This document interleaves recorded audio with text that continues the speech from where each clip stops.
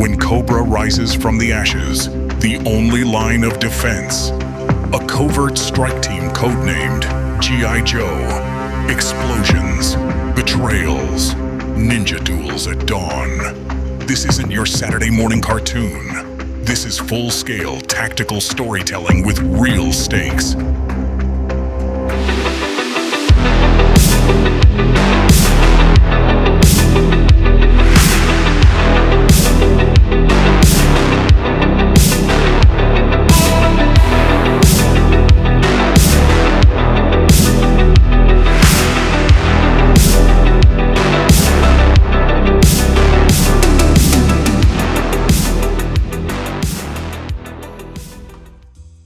Welcome back to Top Secret Inc. I'm your host, Thorne Bishop, and today we're diving headfirst into G.I. Joe, A Real American Hero, Volume 1.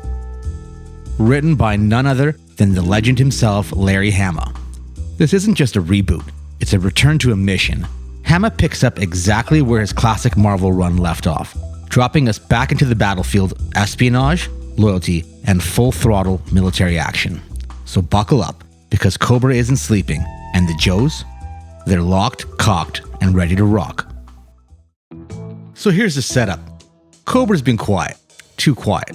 After years of silence, the terrorist organization is resurfaced with a vengeance.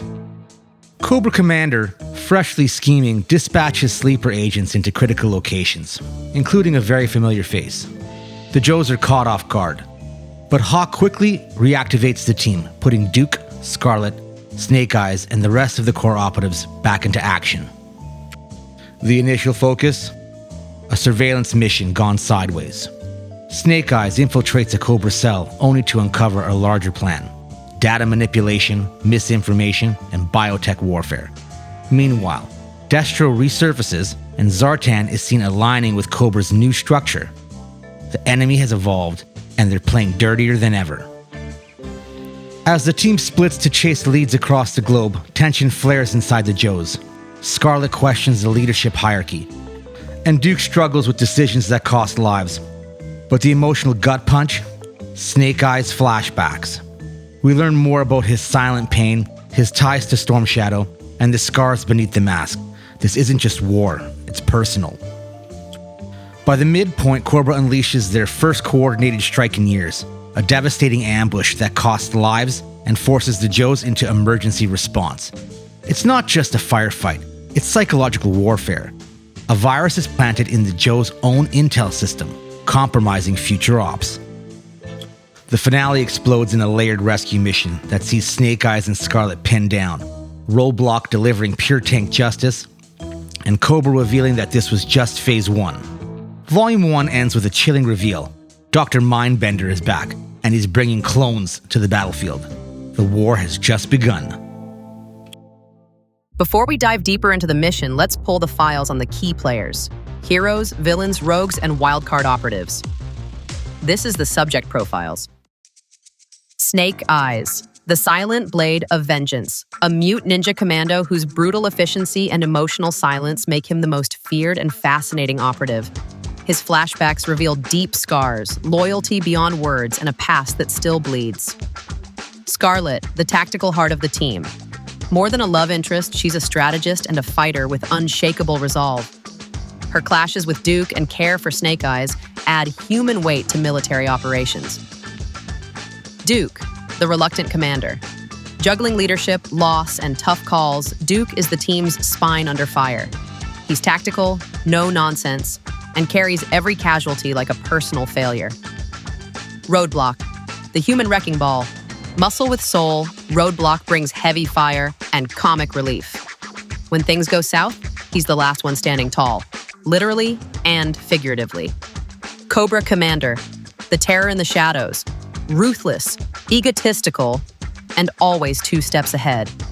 This volume shows him returning with a vengeance and rewriting the rules of engagement.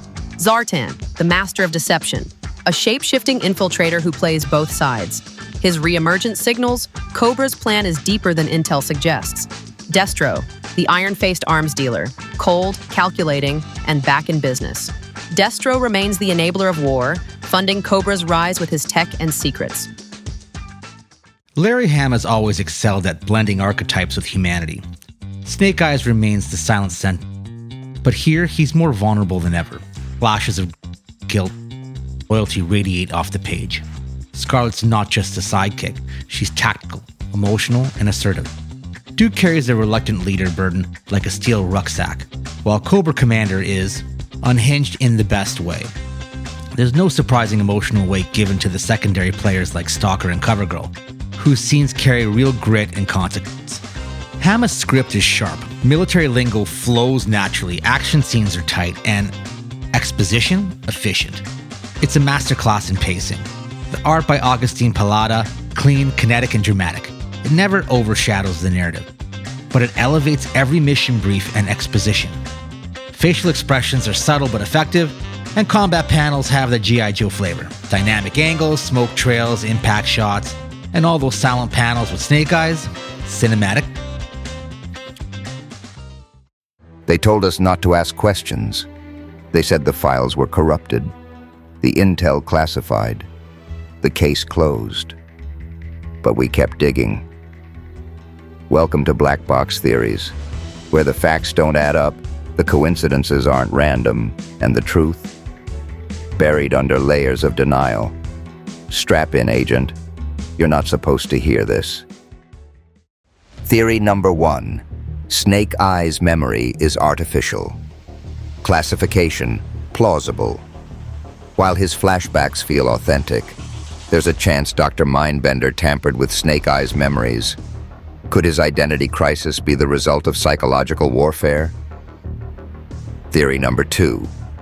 Cobra is creating a clone army. Classification: highly likely. The final reveal of Mindbender hints at Phase 2 involving clones. Is Cobra planning a literal army of genetically engineered soldiers, possibly modeled after fallen Joes? Theory number 3. Scarlet is a double agent, but doesn't know it. Classification: speculative. Could Cobra's mind tech have embedded sleeper programming in Scarlet during a prior capture? Her emotional volatility and confrontations with Duke raise questions. Theory number 4.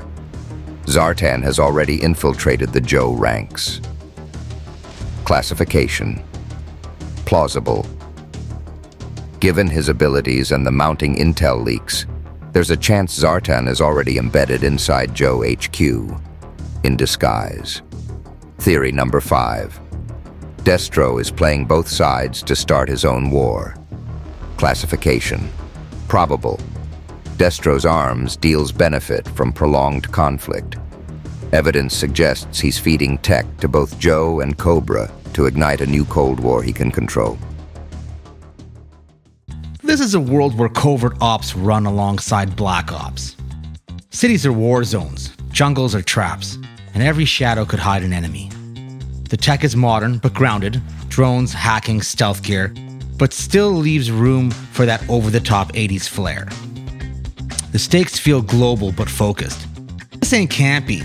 This is gritty nostalgia with serious edge. Black Hawk Down meets 80s action toy fever. There's tension, sacrifice, strategy. And yeah, a few moments of that Joe-style bravado. The tone, balanced and respectful of the source. Themes of loyalty, identity, and sacrifice pulse throughout. Snake Eyes' silent trauma becomes a symbol of the soldier's burden. Cobra isn't just evil, they're ideologically personified. Hama doesn't just write villains. He crafts threats to freedom and individuality. The clones, the infiltration, the manipulation, it's all mirrors fears of surveillance, misinformation, and manufactured enemies. This is old school storytelling with new world relevance. Some intel doesn't belong in the open. When a story gets too twisted, too dangerous, or just too damn weird, we file it under red. This is the Red Files, classified content, high-risk statistics, and the kind of secrets you don't unsee once exposed. Proceed with caution, Agent.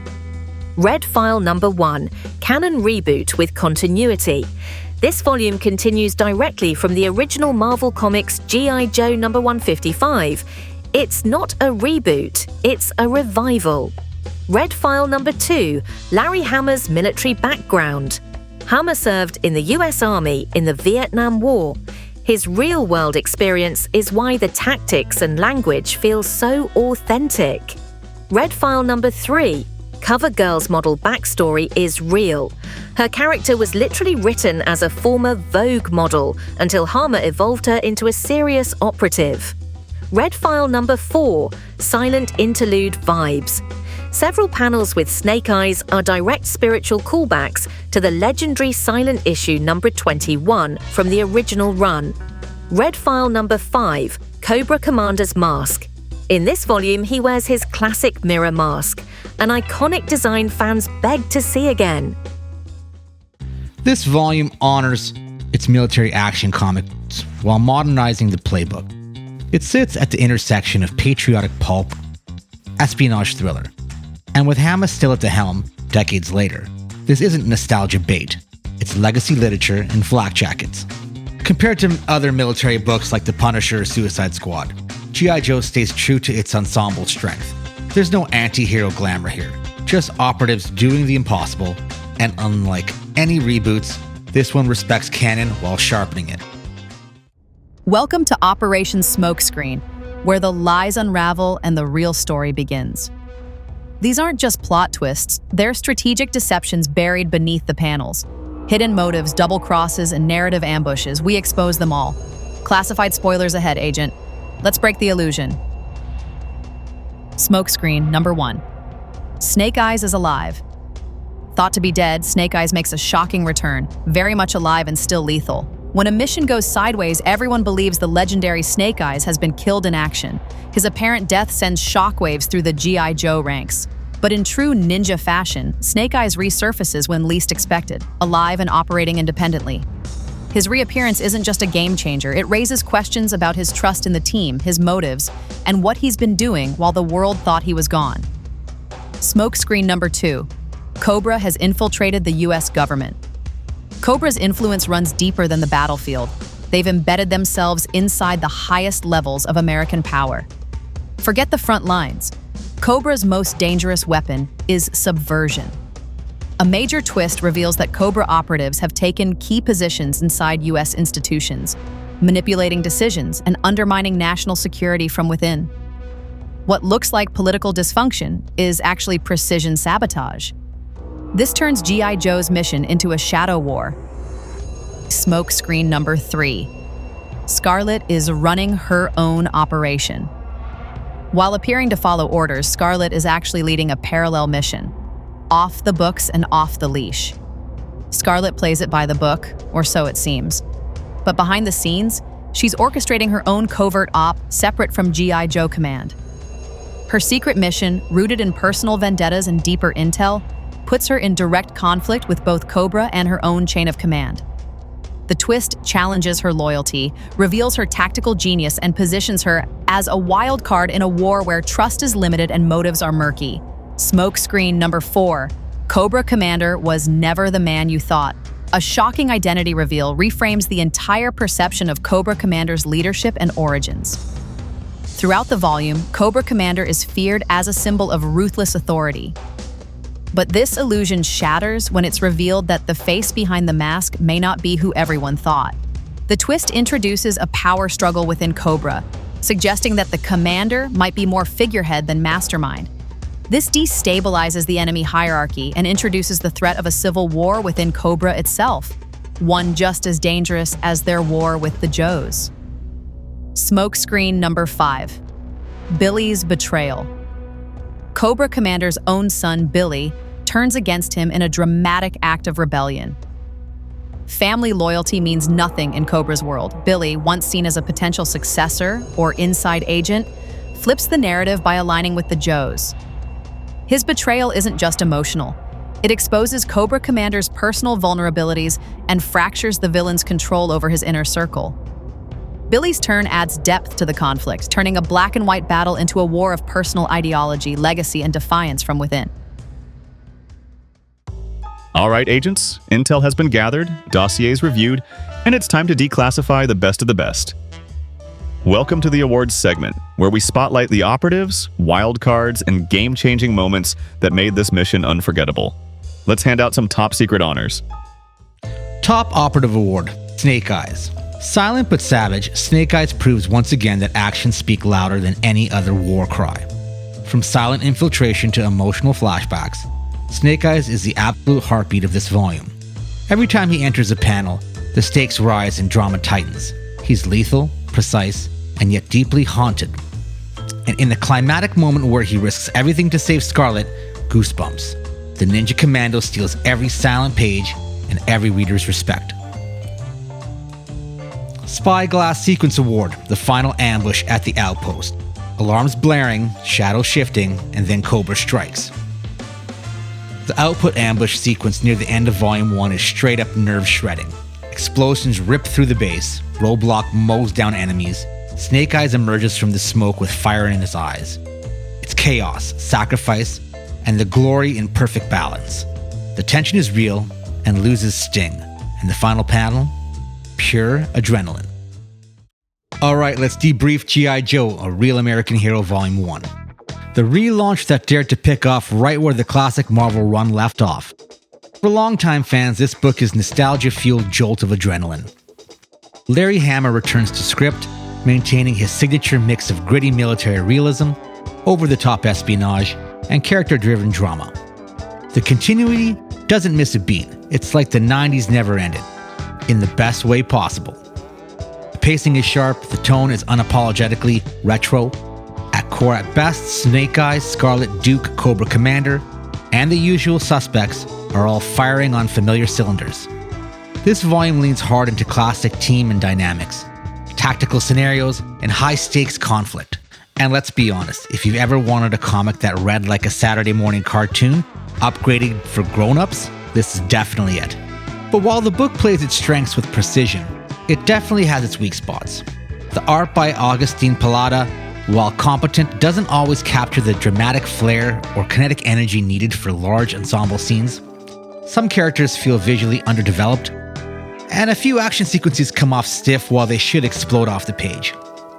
Dialogue can be clunky in places, often heavy with exposition, especially when readers unfamiliar with the lore. And basically, it picks up so directly from decades of old continuity. Newcomers might feel like they walked into a movie halfway through. It's rewarding if you have a history with these characters, but less inviting if you don't. This is squarely targeted at returning fans of the original G.I. Joe Marvel series.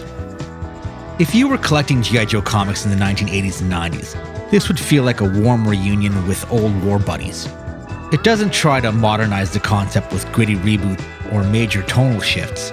It leans into what always made G.I. Joe fun: code names, covert missions, dramatic monologues, and good old-fashioned battle between good and evil. Casual comic readers or younger audiences might struggle to connect unless they already love military adventure or old-school serialized storytelling.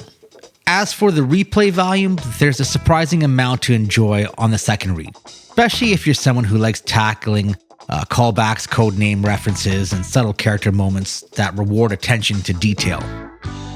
While the overarching narrative is pretty straightforward, Cobra is up to no good. Joe's on the trail, the interpersonal rivalries and team dynamics involve in satisfying ways. And because it fits into larger saga, there's a reason to revisit this volume before continuing deeper into the series. Think of it like watching the pilot episode of a long-running show. It's laying the bricks for a much bigger payoff. Now, when we stack this against other reboots or continuations, like Marvel's X-Men 92 or Transformers Regeneration 1, this Joe reboot holds its own. It's less flashier than X-Men 92 and more grounded than Transformers, but its biggest asset is that it's being steered by the same guy who wrote it originally. Larry Hama brings authenticity and consistency that a lot of retro revival books miss. It doesn't reinvent the wheel, but it respects the blueprints. That alone gives it more credibility than many modern attempts to revive legacy franchises. Personally, I found it charming as hell. It's not perfect, but there's a kind of earnest to this book that's hard to fake. It knows exactly what it is and makes no apologies. Hama still knows how to deliver character moments in the middle of explosions. And the moral clarity of the story, though a bit old-fashioned, feels oddly refreshing today. If IDW lets Hama keep going, then they did. There's real potential for this series to keep carving in its niche. Palada's art may need time to grow into its own tone, but the story is pretty solid. Final score, I'm giving G.I. Joe: A Real American Hero, Volume 1, a 7.5 out of 10. It's not for everyone, but if you're a fan of the property or just want a comic that feels like it came right out of a VHS tape and right into your hands, then this is totally your jam. I recommend this to legacy fans, military action lovers, or anyone who's just overtired with overcomplicated event books. If this review fired you up like a Cobra tank squad, then hit that like button. Sound off in the comments. Who's your favorite Joe? And don't forget to subscribe for more deep dive comic reviews, conspiracy fueled theories, and graphic novel takedowns every week right here on Top Secret Inc. Until next time, keep your intel sharp and keep your secrets sharper.